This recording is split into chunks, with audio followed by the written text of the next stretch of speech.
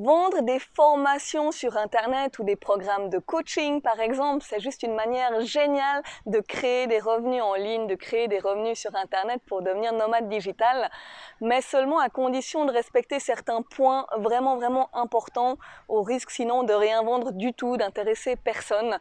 Et donc, c'est de ça qu'on parle dans cette vidéo. Et si tu ne me connais pas encore, donc je m'appelle Samantha Ugli et j'accompagne les personnes salariées qui rêvent de devenir nomades digital, qui ont envie de créer leur propre activité sur le web pour pouvoir voyager, travailler depuis n'importe où. Et donc, je les aide à trouver quelle est leur activité idéale et à la lancer pour faire leur premier revenu en moins de 3 mois.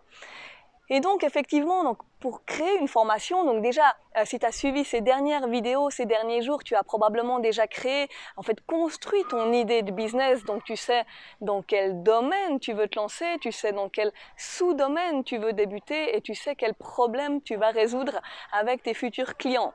Et donc, pour ça, tu vas vouloir créer une formation. Maintenant, tu vas vouloir créer une offre.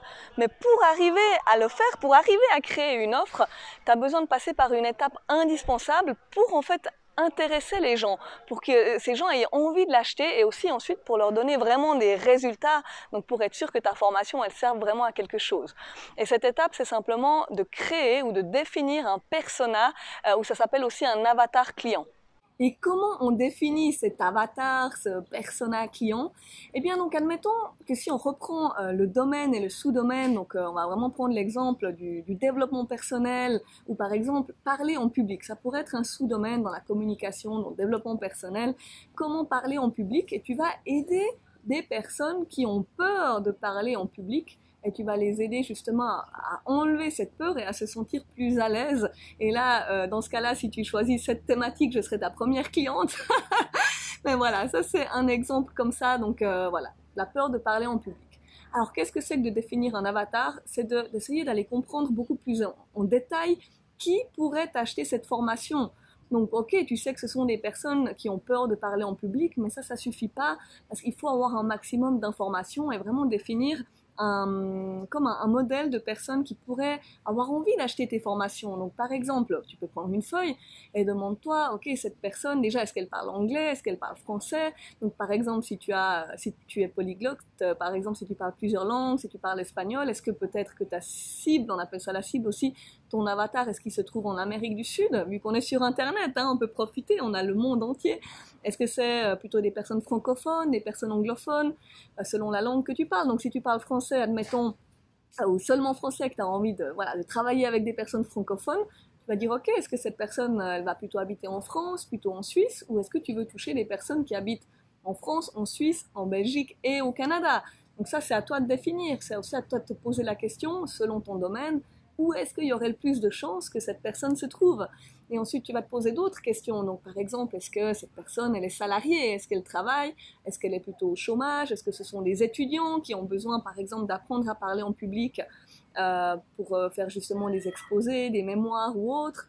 Est-ce que ce sont plutôt des cadres d'entreprise qui ont besoin d'apprendre à parler en public plutôt pour parler devant leurs équipes ou pour manager mieux? Voilà, c'est ce genre de questions qu'il faut aller se poser. Donc voilà, est-ce que cette personne, elle travaille? Est-ce qu'elle a un salaire? Qu'est-ce qu'elle fait dans sa vie? C'est quoi ses autres hobbies? Qu'est-ce qu'elle fait? Quelles sont ses peurs? Donc elle a peur de parler en public, mais plus profondément, c'est quoi qui lui fait peur? Est-ce qu'elle a peut-être peur du regard des autres? Est-ce qu'elle a peur voilà, il faut aller chercher loin. Pose-toi beaucoup de questions sur cette personne.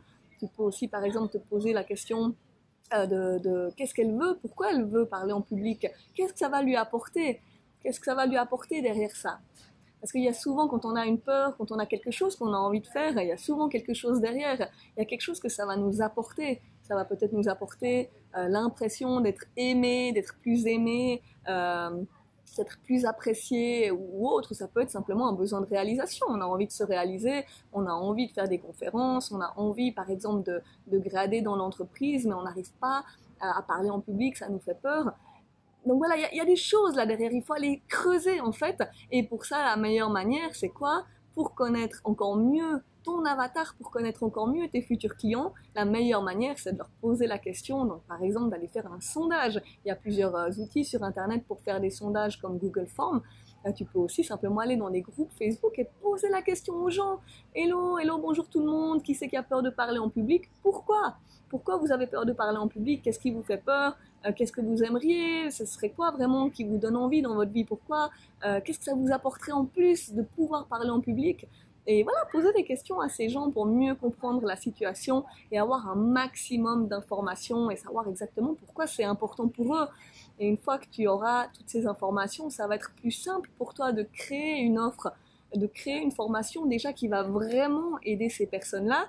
Et puis, ce sera aussi plus simple de communiquer avec elles. Donc, par exemple, au travers des réseaux sociaux ou au travers d'une stratégie marketing dont on va parler un peu plus dans les prochaines vidéos. Mais voilà, tout simplement, ça c'est vraiment l'étape indispensable.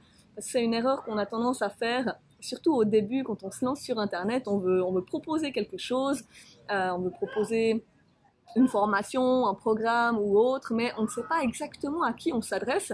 Des fois, on a tendance à vouloir parler à tout le monde et on veut proposer un programme, mais qui n'est pas forcément adapté. On se retrouve peut-être avec un client qui n'a pas exactement les besoins qu'on avait imaginés, et là, ça ne matche pas et ça peut pas matcher. C'est vraiment important de savoir à qui tu parles, à qui tu vas proposer ta formation pour créer une formation vraiment adaptée et que la personne à la fin elle soit super contente, ça lui a vraiment apporté tout ce qu'elle avait besoin. Et en plus quand tu vas discuter de ça par exemple au travers d'un article, au travers d'un blog, au travers d'une vidéo, eh bien les gens qui seront vraiment concernés, ils vont vraiment comprendre que tu parles à eux, ça va vraiment les toucher et ils vont savoir que cette formation elle est faite pour eux. Voilà simplement l'utilité de créer un avatar et c'est vraiment une étape indispensable. Voilà, j'espère que ces conseils t'ont plu et qu'ils t'ont apporté quelque chose. Commente en dessous de cette vidéo, commente quelle est ton idée, quel est le domaine que tu as choisi, quelles sont tes idées de formation, qu'est-ce que tu aimerais créer. Ça m'intéresse vraiment de savoir quelles sont tes idées. Et voilà, si tu sens que tu as envie d'aller plus loin, que tu as vraiment envie de démarrer, peut-être que tu as justement des idées de formation, mais tu n'es pas vraiment sûr. Tu n'es pas vraiment sûr d'y arriver. Peut-être que tu te poses des questions au niveau de la légitimité, si tu vas vraiment pouvoir aider les gens. Tu sais que tu as vraiment envie de faire ça, mais voilà, tu as encore un peu peur si tu te poses des questions à ce niveau-là, ou au contraire, si tu te poses d'autres questions. Tu n'as peut-être pas encore d'idée de formation, tu sais que tu veux devenir nomade digital, mais tu ne sais pas encore trop comment, tu ne sais pas par quel bout commencer, tu as des questions sur l'administratif, tu ne sais pas où aller, où voyager, enfin voilà, quelles que soient tes questions, tu peux me contacter. En dessous de cette vidéo, il y a un lien pour un formulaire, tu peux cliquer dessus et remplir le formulaire, et ensuite on va s'appeler, on va discuter ensemble, regarder quelle est ton idée de formation, voir comment ça pourrait marcher, et si tu n'as pas d'idée, eh bien voir justement comment tu pourrais construire une idée, comment tu pourrais avoir des revenus assez rapidement, parce que j'imagine que si tu regardes ces vidéos, c'est que tu es salarié et que tu n'as plus envie de ça, tu n'as plus envie de cette vie-là, de mettre au boulot dodo, c'est bon, tu en as ras-le-bol. Et bien, si c'est ton cas et que tu es motivé, eh bien contacte-moi et on va discuter. Donc je me réjouis, j'ai vraiment hâte de parler avec toi, et abonne-toi aussi à cette chaîne, active la cloche de notification pour recevoir mes prochaines vidéos dans ta boîte email, et à la prochaine étape de cette série. Ciao!